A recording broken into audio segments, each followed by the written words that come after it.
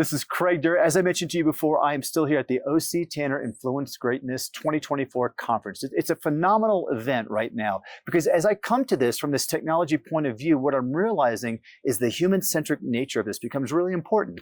And to help talk more about this and actually connecting these needs to how we can influence it with some of the technology or some of the solutions we put in place, I have a very special guest joining me, Dr. Alex Lovell, who is the Director of Research at the O.C. Tanner Institute, which is affiliated with the O.C. Tanner Company. Did I get that right? You got that right. All right, I love it. So wait, actually, since our audience doesn't know much about it, tell me about the O.C. Tanner Research Institute. Yeah, of course. The O.C. Tanner Institute was started about 10 to 15 years ago because we wanted to invest in high quality research that then would inform our products and services and really how we make recognition better. Right. I mean, we've been around for 97 years. Wow.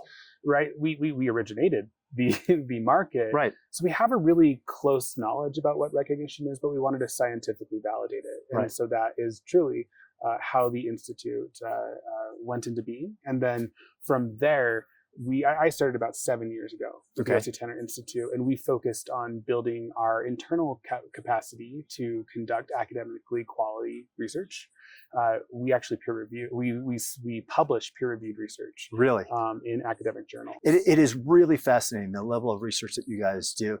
But share with me the size and scope of research that's going into that annual report that you do. Yeah, this year we were in over 20 different countries, and we talked with 38,075 employees. 38,000. Yes. That is incredible. Yes. Yeah. And we do that because when we want to get down to those cool nuances that matter, that make a difference, it requires us to have such a large sample size to get down to that micro level. Right.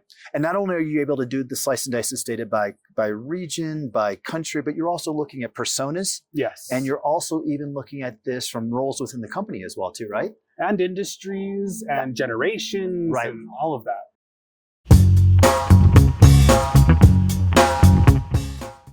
I really found really engaging some of the key themes you came up with. And there was two terms you used a lot as we were talking in the main room and when you were on stage. Will you share those with me? Of course. To get to the bottom of this total rewards debacle, I would almost say, right? Because we adjust total rewards, and 3 years later, we have to do it again.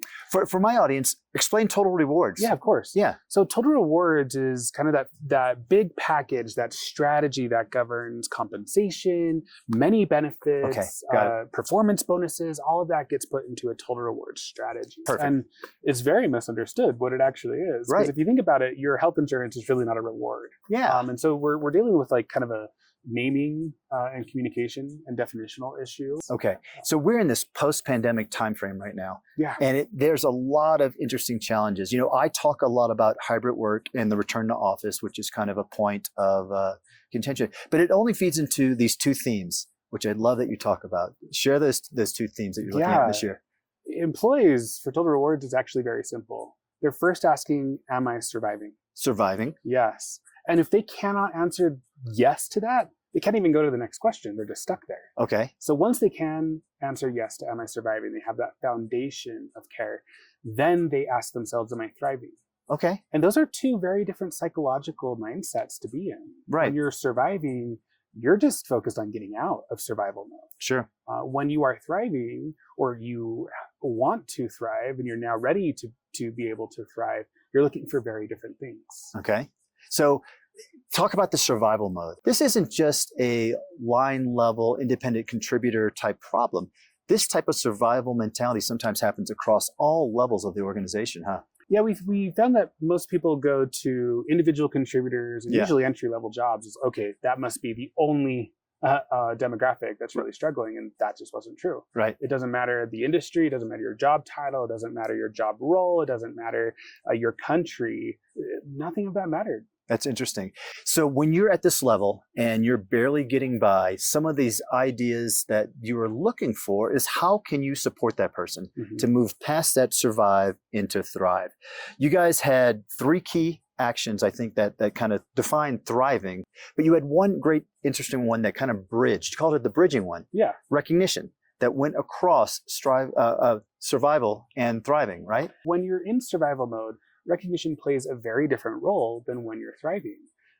In survival mode, recognition is going to help you feel more like you belong, Okay. which is a foundational human need. If Sure. we don't feel like we belong somewhere, we'll generally leave. That's like built into us. Yeah.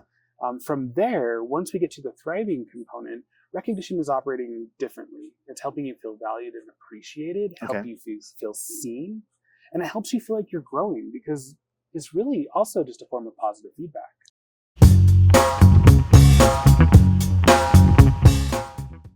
Recognition is something that we talk about in the form of an employee experience. There's employee experience platforms. There's a lot of elements. So one of the things that actually OC Tanner offers is the Culture Cloud, Yes. which provides the opportunity for that. But it gives a tangible example of how you might be able to do recognition at scale Yes. across employees. But you also have the ability to make it nuanced and individualize in that thing.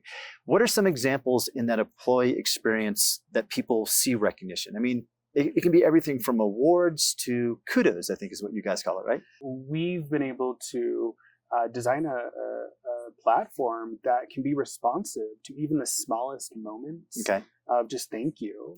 But those only matter when you're deliberate about it, Right. because people don't receive that as recognition per se. Yeah. To those larger moments, those almost presidential award types of moments where you've made a huge impact on the company, Sure. those need to be recognized too. They also need to be recognized differently.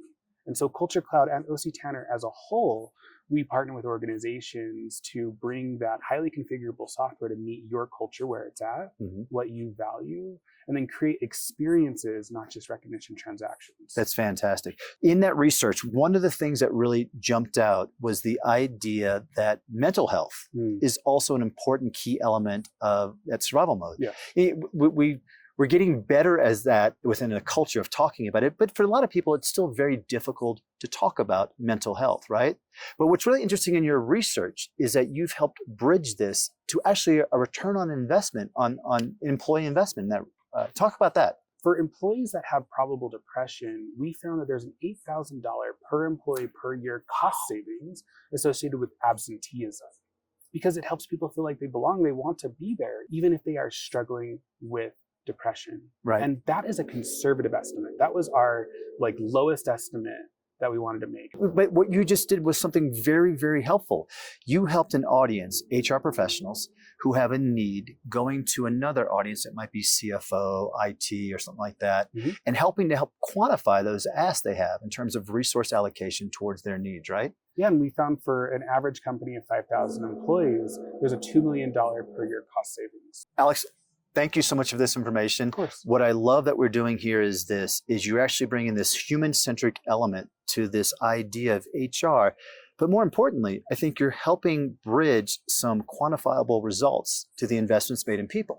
Not only identifying the stages of where they are, in this year's research talking about a survival mode or a thriving mode, but then showing how it can actually positively not only impact the individual, but the business. Yes. It's a great message to bring forward.